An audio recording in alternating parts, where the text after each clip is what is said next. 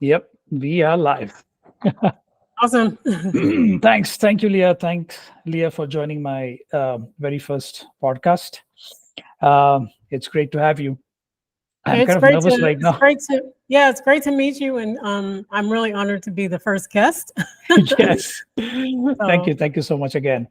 yeah. Um, so let's start. I have a few questions, but before that, I want to talk a little bit about your background to my viewers. I know that you've been in sales for more than 10 plus years, and hmm you've been pretty good at sales. So can you just explain me how did this journey began? Like when did you get into sales and at what point in time did you know that this is what I want to do for the rest of my life? Oh, okay. I started out in hospitality sales, so I was in the hotel business for quite some time, like over 10 years, and I started that when I was in college. Actually, I had a part-time job as a sales assistant for one of the major hotel chains in the United States, and I was working for the national sales manager at that time. Um, and that was my major in school, actually. So it kind of went really well together. And I guess one thing led to another, and I ended up just, once I graduated from university, got a job as a salesperson with another major hotel chain, and then like I worked my way up to corporate sales manager of one of the big chains. You would know the name if I told you what it was. And yeah, so I started out there, and then like I had a lot of success. It was just, I guess it just came really natural to me. And then from there, I went to consulting sales after that because I needed something a little bit more flexible. So I went to consulting sales, and it was safety consulting. So we were dealing with a lot of companies in high risk industries like construction, oil and gas, utilities, mining. So companies that where, if things went wrong or they went boom, people, were really injured or they lost a limb or they could die. So we were helping them up level their safety culture. So I did that for about 2.5 years. And then after that, that's when I got into tech sales, B2B tech sales. Got it. Got it. hmm So when you started closing deals, right? Um, hmm over the years, let's just say first 2 years or 3 years of your selling career, hmm did you consciously make an effort to understand why were they closing, or it was just happening and you just thought, okay, this is how it's going to work? No, that's the thing about sales, right? We we don't really get a lot of sales skills training. I Absolutely. know in the hotel industry, we definitely don't get the kind of training that we need. So they were closing, and I didn't really know. In hindsight, I didn't really know why. And it never really occurred to me that I might need skills training until I went to the consulting industry. And that's when, it became really important because we, in consulting, we go really deep with our client, right? So we Right. may be talking to our client for literally months, and we know their business in and out. And if something didn't close, like we don't know exactly why it didn't close. Everything was custom, like everything we're building for the client was custom to their business, to their unique problems, to their environment. And so that's when I really started thinking, like, okay, there has to be a system to this. And then when I went to tech sales, it was kind of like a free for all. You don't really get the skills training again. Um, and it wasn't until I went to tech sales that I started questioning the environment that I found myself in and the skills training and or lack thereof, and just a lot of things that we do in tech sales that kind of don't make sense or can be Right. done better. And then recently, like within I would say the last 2 years or so, I just really made up my mind. It's like, okay, there's lots of things that are lacking in our industry. The support for salespeople is number one. The processes and all these things, they kind of work together. So to answer your question, in the beginning, no, but like now, like I'm really focused on that part of it. Got it. Got it. So let's talk about how sales has changed over the years, Mhm. right? So I would really want to understand. So there are two eras that I want to talk about. One is the pre-internet era, and the other one is the post-internet era, right? Mhm. The pre-internet era is, I'm pretty sure you might have heard about so many of the sales books that have come at that point in time. And we have these new age sales books that have come recently, right? In the last 10 or 15 years, right? So if Mhm. I have to ask you how sales has changed in the pre-internet era and how it has changed in the post-internet era, what would be your points? So I think yeah, that's a really good question, actually. I think pre-internet, we probably had to be a little bit more diligent about the research that we did and the connections that we're making with our buyers. Um, I think there was more face-to-face interaction just because that was the nature of the beast. And I do think we had to be a little bit more, like I said, a little bit more diligent, and a little bit more conscious of how we're building those relationships and how we're building our business. So, in my view, that's the crux of pre-internet. So now that we are where we are, I think we have a lot more opportunity to scale quicker, which presents its own sets of challenges. And in my view, we've kind of taken the technology and we've over indexed on a lot of it. Right. Right. So like now we can reach a decision maker at the drop of a hat, which is, on the face of it, it's good. But then on the flip side, when you see people doing things like, spamming, bombarding them with calls, calling their cell phone all the time, and all these kinds of things, it's kind of, in my view, it's kind of scaled out of control, and it's taken away that focus on the buyer and their business. And it's made it all about us and our company and our agendas. And it's just kind of exploded in that way. So tech is both a blessing and a curse because we can do more. We also do have the capability of doing more for our buyers, for our clients, but somehow it has become more about us. It's become more seller centric than it has become buyer or problem centric. So that's the way I see it. I mean, it's definitely not bad, but I do think like we need to reel some of the stuff in and really think about how we're showing up for our buyer and how we're representing not just the company that we work for, but ourselves, right? So that's Right. kind of like my view on it. Right. Right. So can you define or elaborate a little bit more on what exactly is seller centric? How do you So define seller centric? yeah, this is it's all about me. It's all about me and it's all about my product. It's all about what I want out of the relationship, or what I want out of the transaction.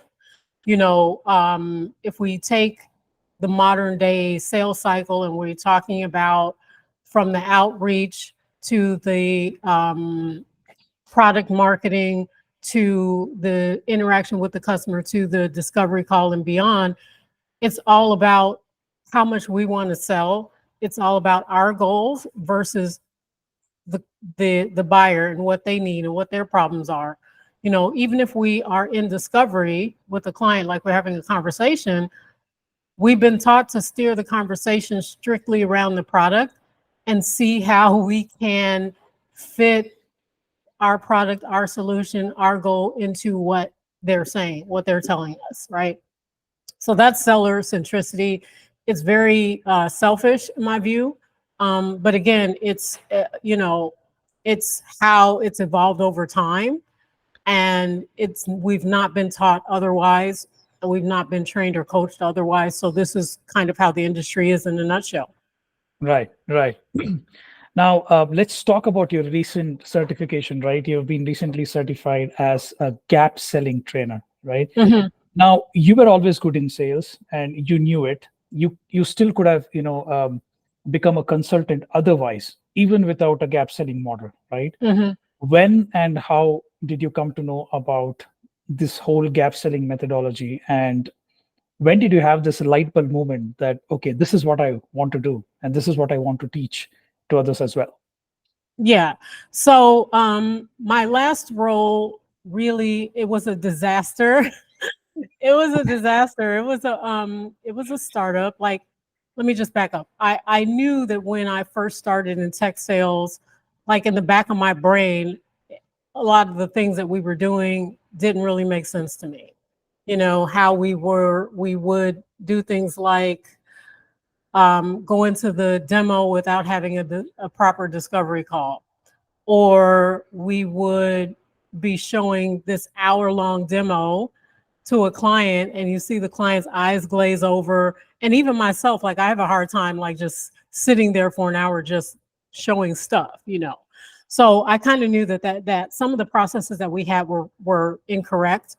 And then my last role, where it was a Series A slash seed startup fintech, they hired me to break into the North American market. They're a European company, and help them build some of their processes, um, help build the North American team, etc. And when I got into that organization, honestly, it was just a disaster. And they, like, the culture was really toxic, and they they said that they wanted things that they didn't really want. Do you know what I mean? They said, okay, we need to fix the culture, we need to fix our processes. But then when I would make suggestions based on my experience and based on like what I instinctively knew, they didn't want that. Like there was all this pushback.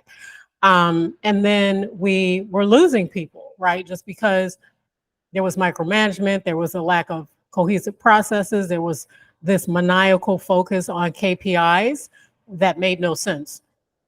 So after that, after that experience, I really started asking myself, can I make the kind of like, what am I really here for?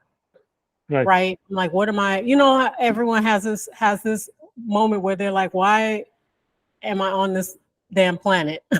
Why am I in this industry? Right? Because I could have flipped industries, but I didn't. And I really started asking myself these questions. And so in when I was doing this introspection, I'm on LinkedIn and I see a post from, I can't even remember who, a friend of a friend, and it described this sales process and everything. And I was just like, it just hit me like this makes actual sense. Because you know, we're on LinkedIn a lot, and you know, you see the bad advice, you see the crazy Right. advice, like, oh, do discovery in 5 minutes. Oh, I did 1,000 cold calls and booked 3 meetings. Yay for me, you know.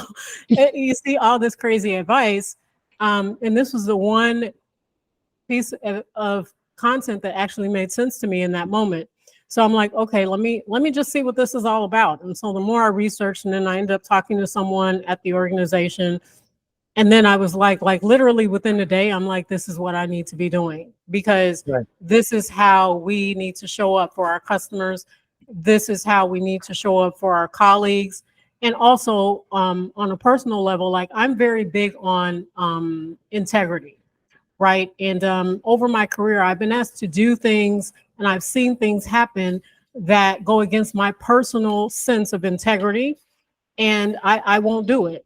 You know, I won't do those things. And so I'm very rooted in that. And that's how I go about my work when I'm mentoring someone new, or, you know, helping them do some onboarding. You know, if it doesn't meet my threshold for integrity, which is very high, admittedly, then I don't want to do it. I don't want anything to do with it. Right. So the whole methodology for gap selling definitely meets that threshold, because we are in relationship with our client. We're in problem solving mode with them, and we're focused on them, and it is about them and their business. It's not about us. It's not about our sales manager, what they want. It's not about our quota. It's not about, you know, oh, I need to close this piece of business because blah, blah, blah. It's about the buyer, and it's about solving problems And having come from a consulting background before, that's how I always felt tech sales should be done. It should be done in a consulting manner, and a manner that has a process that has some type of structure and some type of integrity. And so this was the one methodology that really met that threshold. There were some other ones that I had looked at, but they relied on videos, or they relied on some type of like manipulation. And the gap selling methodology really is buyer centric and problem centric, and we're focused on the buyer within that process. And one of the things that we always say, like if I'm in discovery with a client, like I had a call the other day, and I was just seeking to understand their business, where they are, what they need. And we're going to have a second call, but my words to them was, my goal is to just give you some information to think about, some considerations you might not have thought about before, whether we work together or not. So it's not about my agenda. It's not about me signing this client. It's about them getting what they need, solving their problems, and helping up-level their business, whether or not we decide to work together. Right. So that is why the gap selling methodology resonated with me. So you basically detach yourself from the outcome that, Yeah. the client might give you business, or he might not give you business at all, right? So Yeah.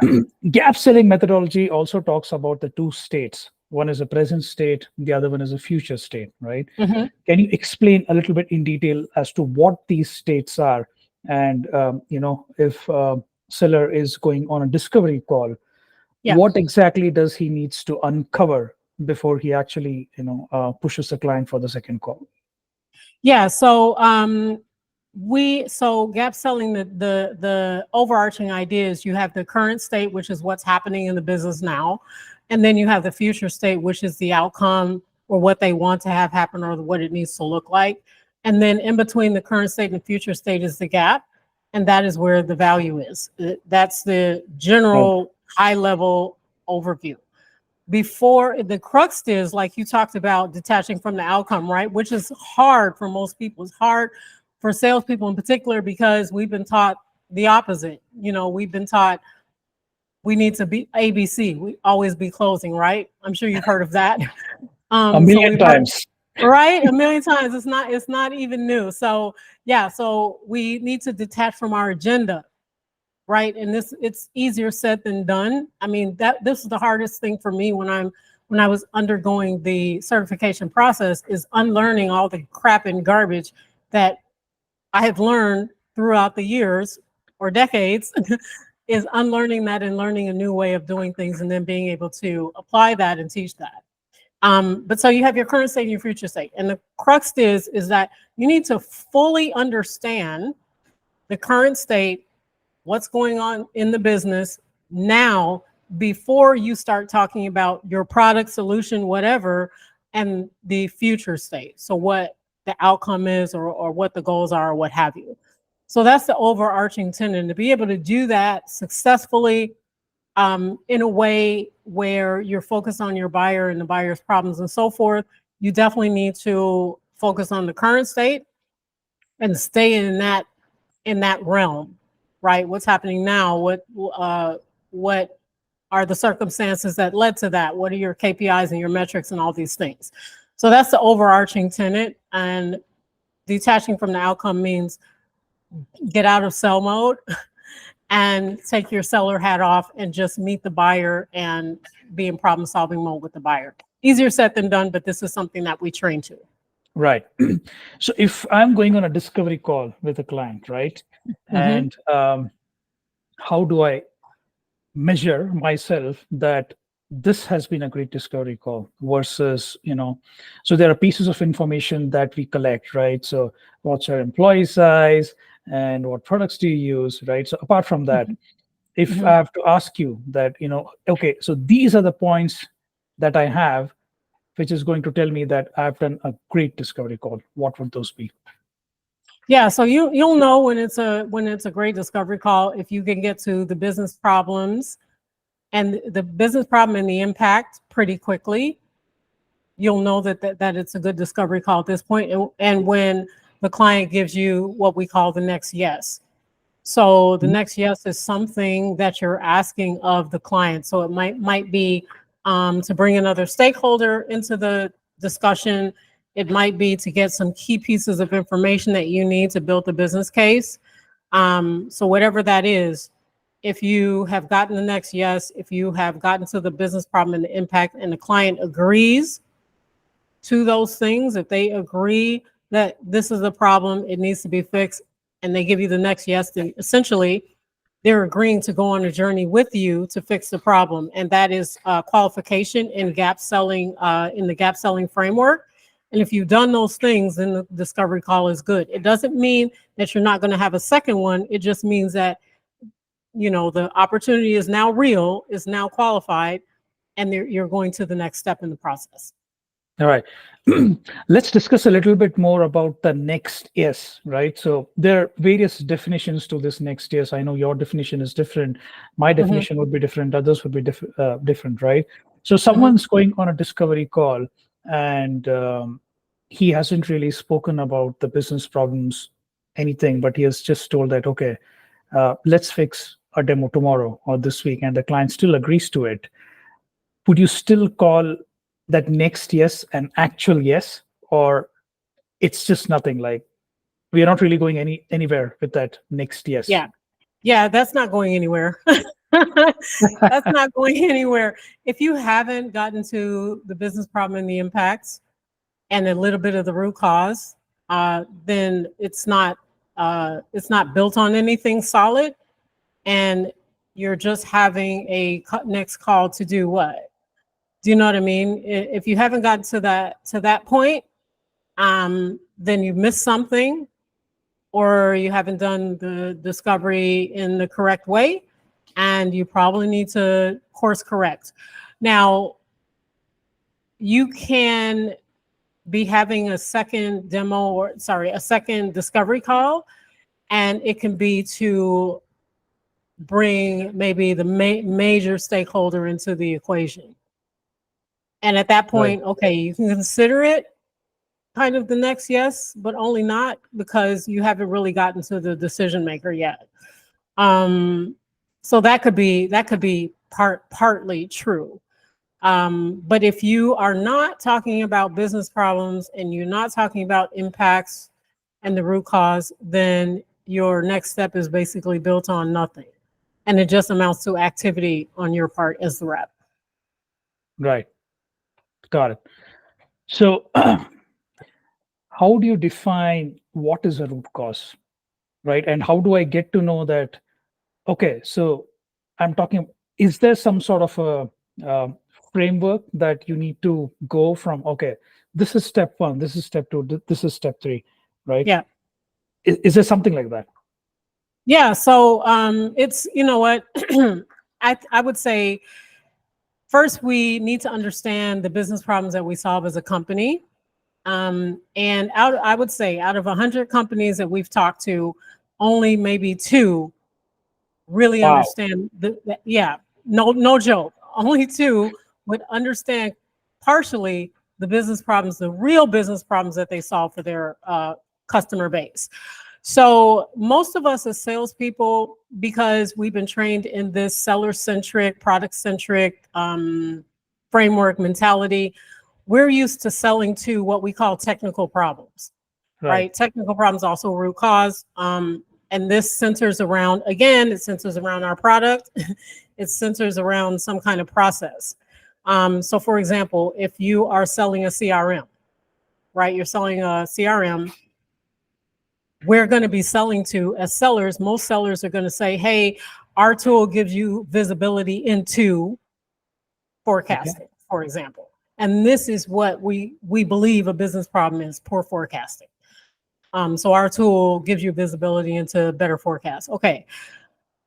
The definition in the gap selling framework of root cause is a missing or broken process or tool. Okay. Okay. And the crux of it is, like, going back to the business problem, the crux of it is why do businesses pay thousands upon millions of dollars for a particular solution? they pay to fix an overarching business problem. Right. You can't go to a CFO and say, "Oh, we're fixing visibility to this tool. By the way, it costs $50,000 a month, a year." They're not going to pay for that. They're just not. They're not going to pay for a tool to fix a Right. tiny problem, right? So this is what the root cause is in the gap selling framework. It's a missing or broken process or tool. And for your listeners that are thinking that they're selling the tool or they're selling the process that's broken, then they're going to fix it. That's not why your buyers are going to buy, and they're not going to buy to fix that. And if they say they are, then you're going to end up as a seller, as the business, you're going to end up competing on things like price and features. Absolutely. I This mean, is we're stuck in price and feature purgatory, and then we're competing on that basis right. versus Right. competing on true real value and fixing the actual problem that's broken in the business. Fantastic. Yeah. So, in today's world of commoditized products, right? We are selling Mm-hmm. software, and at one day we are saying that we are kind of strong in this particular area, and immediately on the next day or in the next week, our competitor kind of builds the same set of features that we have. Uh, I think this is where the way you sell versus you talked about the current state and future state.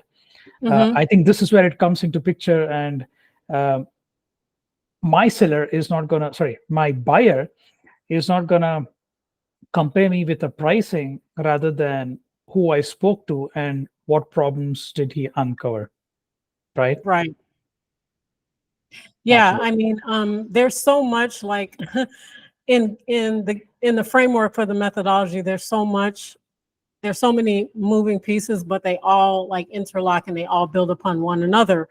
So when we're talking to a client, our success hinges on doing good discovery, not just, you know, uh, not just uncovering the gap, but tying your product service solution at the proper time back to the business problems and the root cause.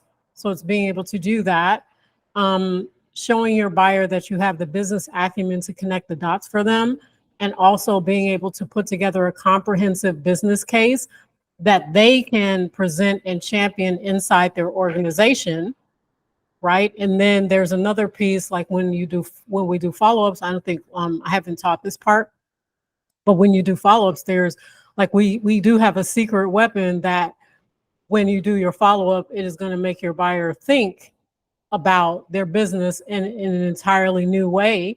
And it's not just doing a follow-up email where you're just regurgitating what happened on the demo, right? How many times have we done that? We just recapped, oh, well, That's here's what we talked about, here's what we agreed to, blah, blah, blah. That doesn't really help them because they already heard that. And right. frankly, when you send that email, they're just like, oh, they file it under been there, done that, and they're comparing these things. So there's so many pieces that connect together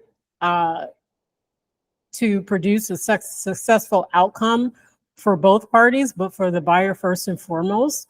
And yeah, it's really an interesting methodology when you really get into it and you really start understanding it and teaching it.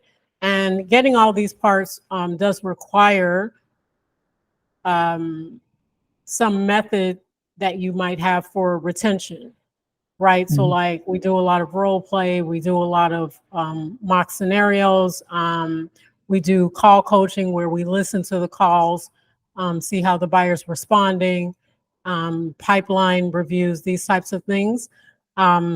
And then when we're doing this over and over, the salesperson does get better. And actually, when we teach them the methodology and we are inside an organization, or I'm teaching it virtually to an individual contributor or something, it's kind of like when you see it, you can't unsee it. Have you heard that phrase? Yeah, when you see it, you can't unsee it, and it's really, really hard to go back to the old crappy way that we used to all do, practice our profession. Right, right. Now, let's talk a little bit about how do we um, get to understand better predictability in terms of our pipeline, right? Mhm. So, anyone who is looking into the CRM, let's just say it is me or it's my sales manager, what are some of the things that you would be looking at, in an opportunity, and you Yeah. would predict that, okay, out of these 10 opportunities, 8 are absolute crap, and these two are the ones where we should really be concentrating upon. Yeah. Okay. So in an ideal world, we would have something called lead slash op scoring. In an ideal world, so like when we go into an organization, we have a lead scoring, op scoring mechanism. It's red, yellow, green. When it hits green, that's when over 90% or over 80% of the information or the metrics have been met, and that's pretty much guaranteed to go. If it's in red, then you got more work to do, and you need to go back in discovery, get some more information, etc. So we teach the frontline sales managers to coach to this, but also the pipeline reviews are very, very important. And this is not just looking, having a meeting. I know you've been in these types of meetings. You're in a Abs- meeting.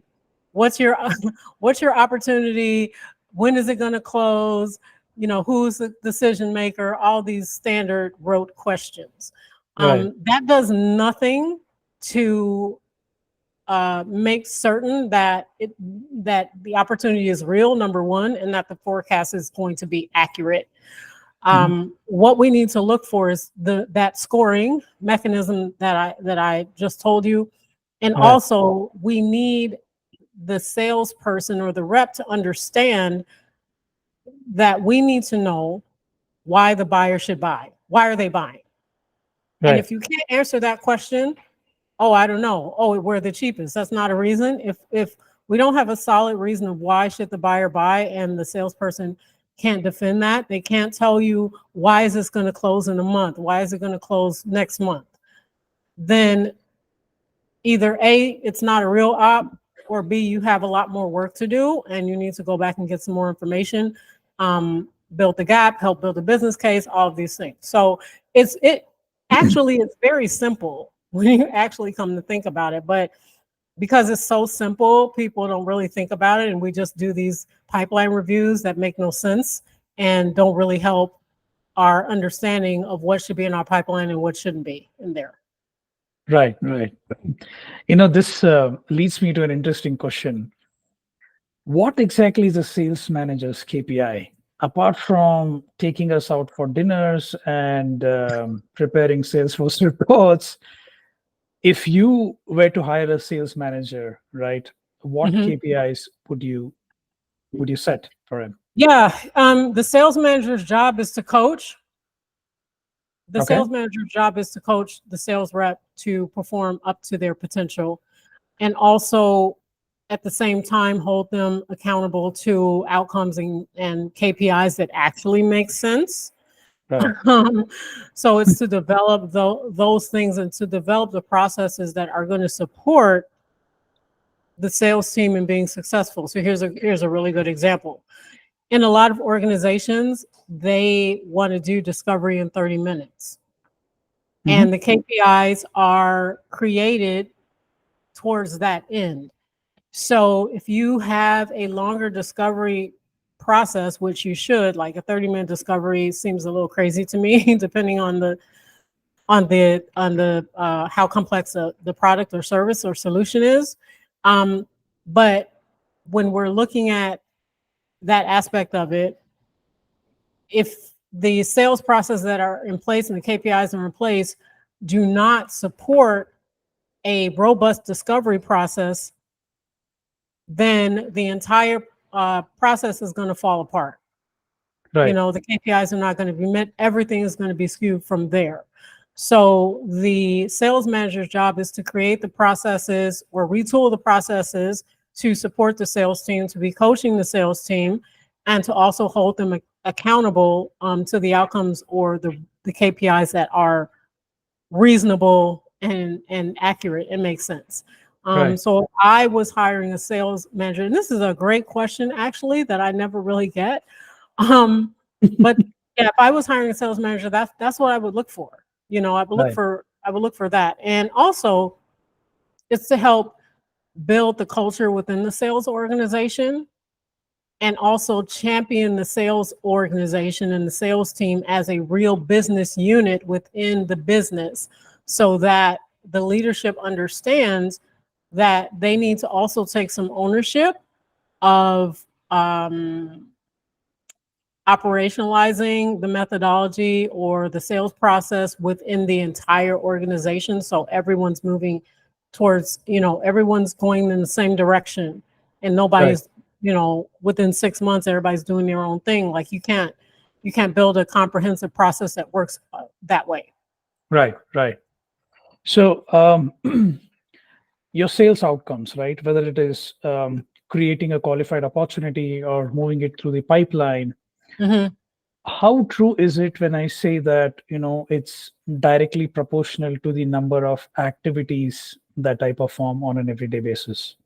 Is there So a complete yeah, truth to it, or there is a caveat which we should know about? no, that's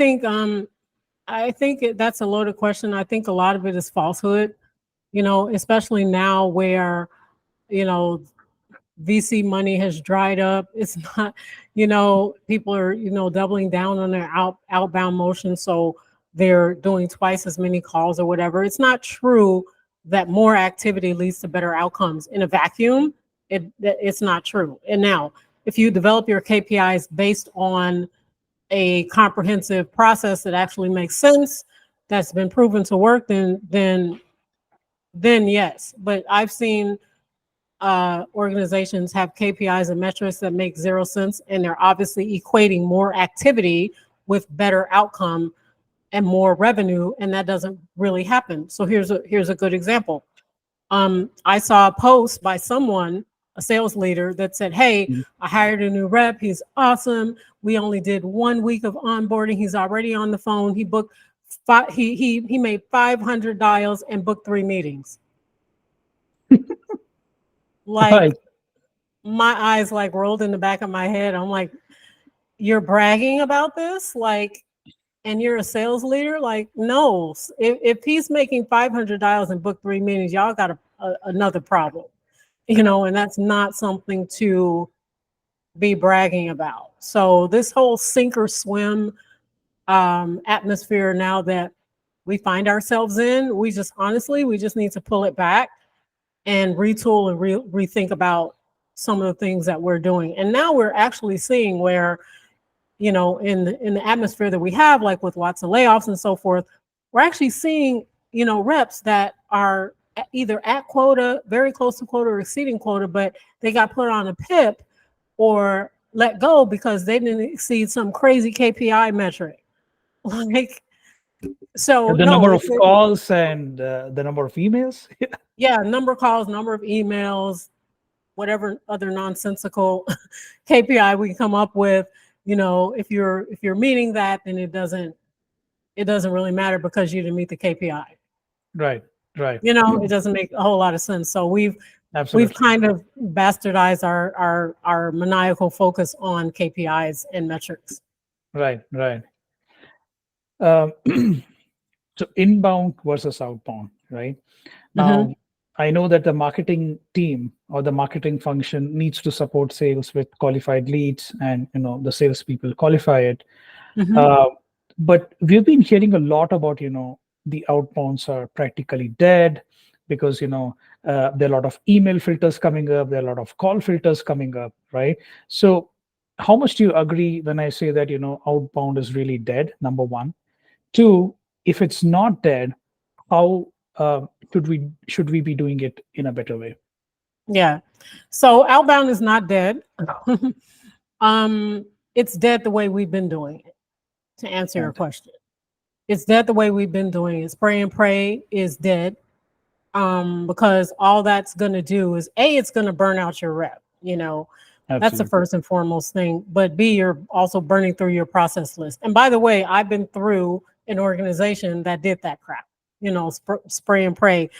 and I refuse to do it ever again because it's so me focused, and it's nonsensical. If you really think about it, it doesn't make sense.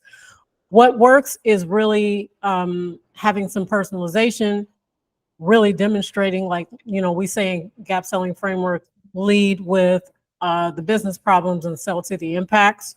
Right. If we can adapt that to our outbound and forget about making $1,000 a day, which is not sustainable, then I think we'll see that conversation starting to change. And there's some people that are doing really good work in the outbound space, but they also recognize that, spray and pray or throw it to the wall, hope it sticks does not work anymore. Right. Back whenever it was, you could do that, and you could probably get some good meetings when money was abundant and, all these things. But now, no, outbound is not dead. It's just dead the way we've been doing it. And a lot of us are still doing it. I talked to Yeah. a company a while back, and we were talking about a particular role, and they wanted to develop their outbound motion. They had no plan. And then I found out through a friend that they were requiring their AEs to do 75 outbound calls a day. And Wow. I was just like, and this was recent. This is not like 6 months ago. This was very recent. And I was just like, oh, wow, spray and pray org, no thanks. But it's just hope. It's like we say in gap selling, you're smoking the hopium. Like, that doesn't work, and that doesn't produce good outcomes. Right. Right. Absolutely. Yeah. And I think this is a reason why the ICP breakdown is absolutely necessary for any business, because correct me if I'm wrong, if you know your ICP better and what problems do they have and what impacts that they care about according to gap selling methodology, and if I try doing my outbounds in that manner, I might probably hope to get a better response from that. Yeah. You're definitely going to get better response if your focus is in the right direction. If you're just selling another process, guess what? The next 10 reps are also calling your prospect doing that exact same thing. Absolutely. Absolutely. So you have no differentiation there. Absolutely. So it's Yeah. meeting the client where they are. It's leading with the problems that they care about. And it's also using multiple means of communication. So like email, call, social media also, and not freaking pitch slapping, like not just hitting them with a pitch right off the bat. Because unfortunately, a lot of our buyers expect that from us, which is kind of sad. That's how we've taught them to do these behaviors, right? Yeah. Buy on price, buy on features, expect to get pitched all the time. And it's our fault because we've taught them how to buy like this. What exactly constitutes a great pitch? Because whenever I think about pitch, it's like, a scripted content which is sitting in front of my laptop, or I'm kind of, Yeah. saying the lines. What should be in a great pitch, basically? What points or Yeah. what? Yeah. So if you know your buyer, it's, leading with some type of personalization, introducing yourself. There's an expert, her name is Sam McKenna, and she has a framework called Show Me You Know Me. So if you want to look that up, that works really well. And not, like in a lot of cases, not having an ask in the first communication. So, kind of asking them, do you think this is worth checking out? Or would it help if I shared more info on this? So you're giving within the first interaction and not just asking and not just taking from them. I think, we've done so much of this that buyers are kind of tired. They're kind of tired. And when they see this kind of stuff, they just tune out in a lot of cases. And then it's also, are you relevant? Are you timely? Does it make sense to them? There's an element of that also. Right. Right. Mhm. Let me just go back to this gap selling methodology, right? The present state and future state. Will there be an instance where the present state is 0? No, every business, every organization, every problem has a current state and future state. All right.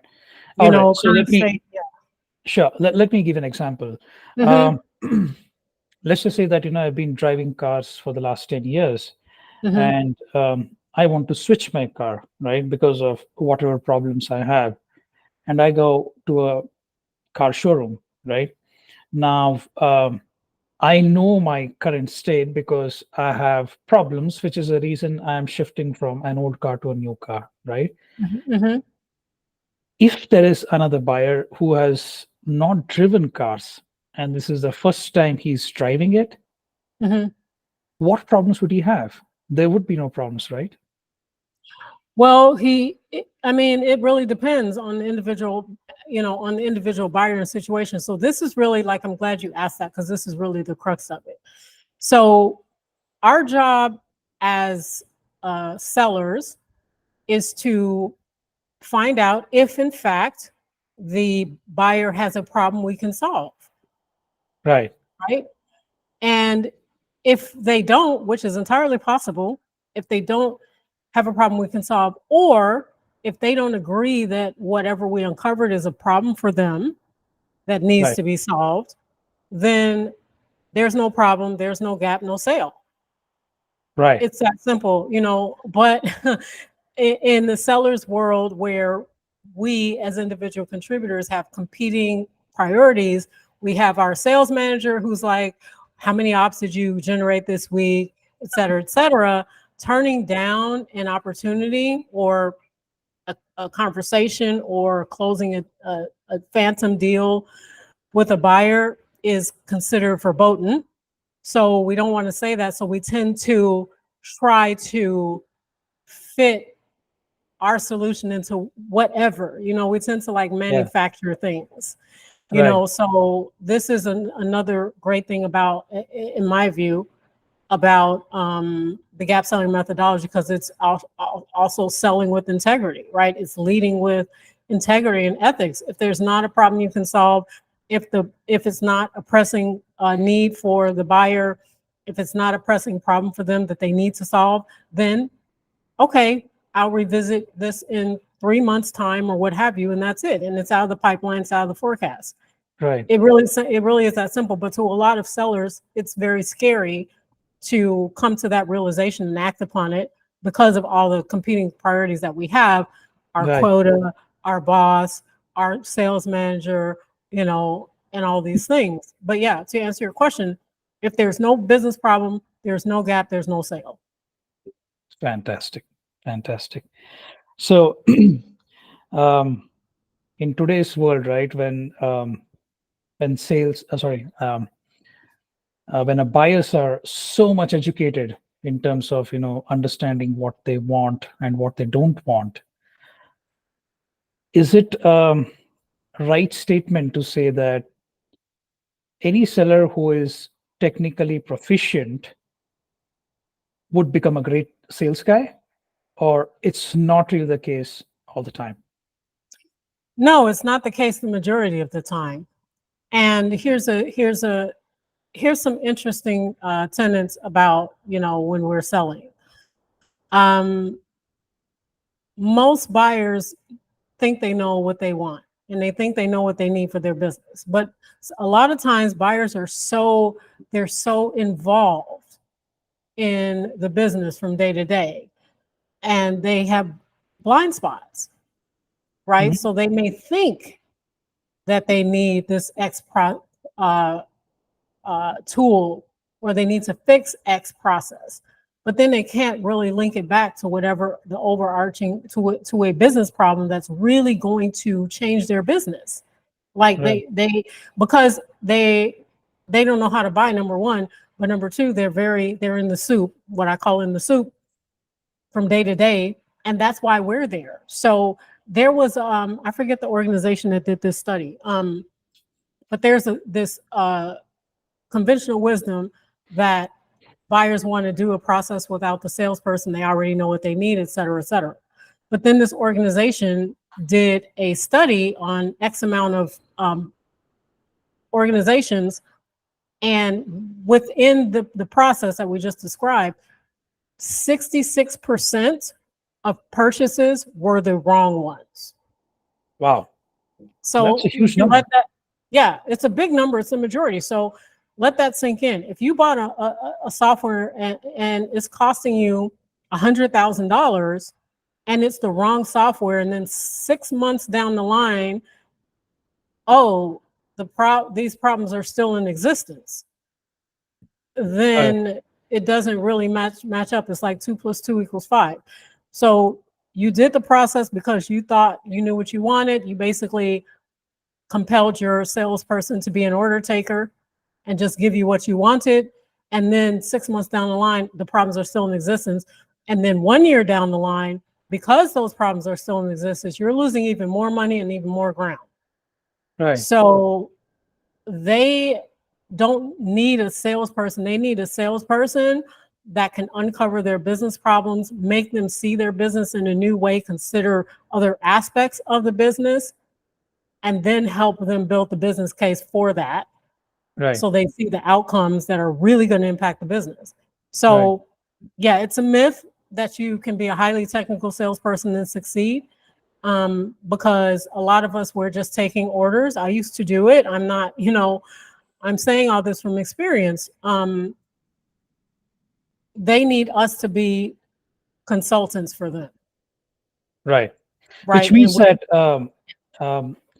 as seller, I need to understand my buyer's world inside out, even before making a recommendation and, driving them towards the right decision.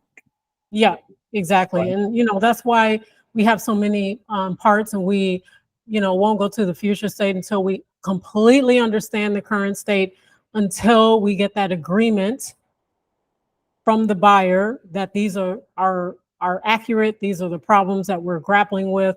They agree that those are problems. They agree that they're going to go on a journey with us to fix the problem, and we don't start talking about our product or service until that point. Right. And then we do the recommendation piece, which is a whole nother segment. Fantastic. Right. Mm-hmm. I think I'm almost at the end of my first podcast, and there's one last question that I want to ask.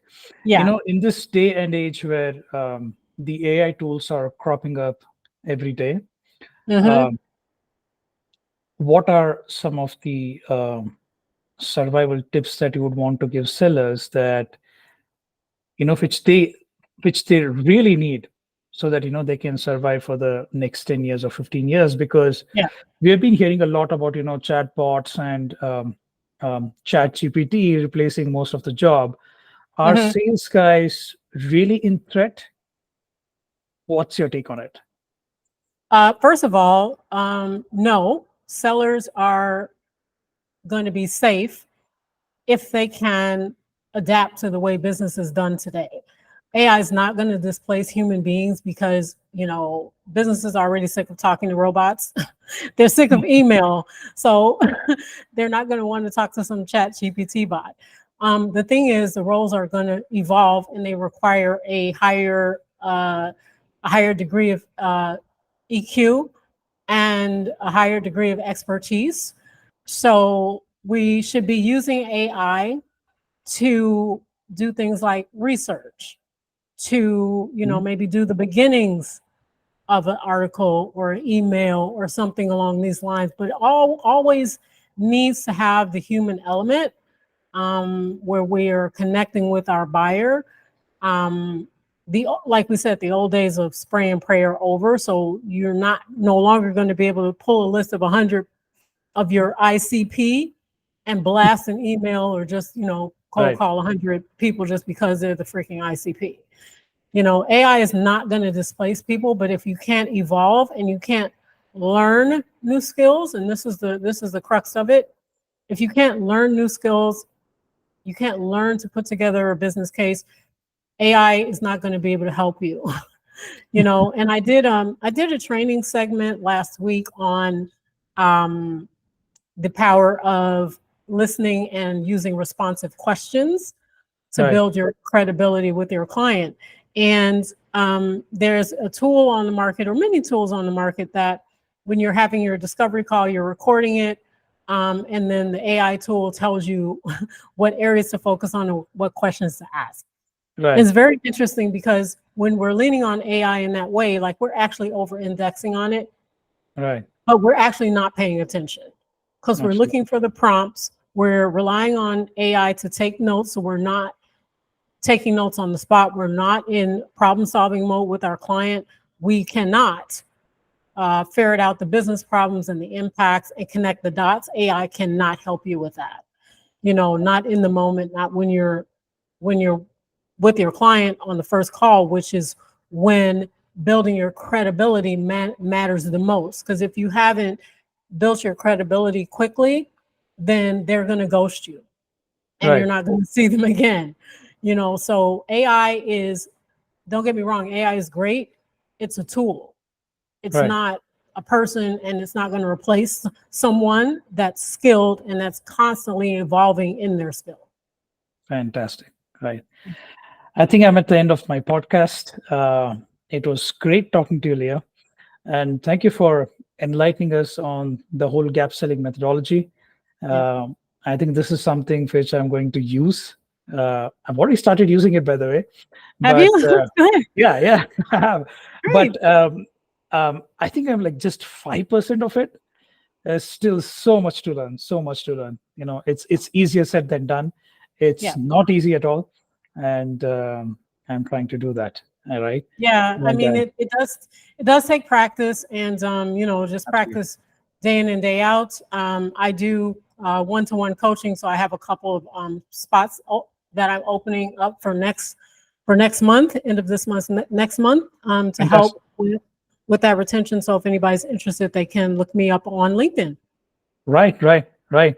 And if you can drop me a note of some sort of a link of registration, I can just post it on LinkedIn that this Yeah. is what Lee is teaching, right? Yeah. So thank you so much. Thank you so much for joining me. I think probably on the next call, we should really be doing some role plays just to understand how to put this gap selling methodology into practice. Yeah. It's easier said than done. I think when our viewers watch it in real time, I think there'll be a lot of things that they would be learning as well. Yeah, definitely. There's nothing like practice, and that's part of the reason why in the training there's a lot of role play and a lot of drills and so forth. Absolutely, absolutely. So thank you so much. Let me stop recording.